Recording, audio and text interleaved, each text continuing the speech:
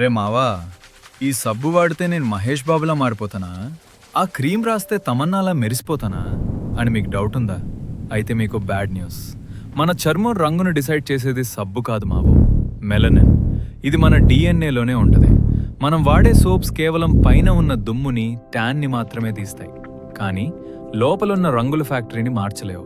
సింపుల్గా చెప్పాలంటే, ఒక బ్లాక్ కలర్ కార్ మీద దుమ్ము పడితే వాటర్ వాష్ చేస్తాం, అప్పుడు అది మెరుస్తుంది తప్ప వైట్ కలర్ కార్లా మారిపోదు కదా.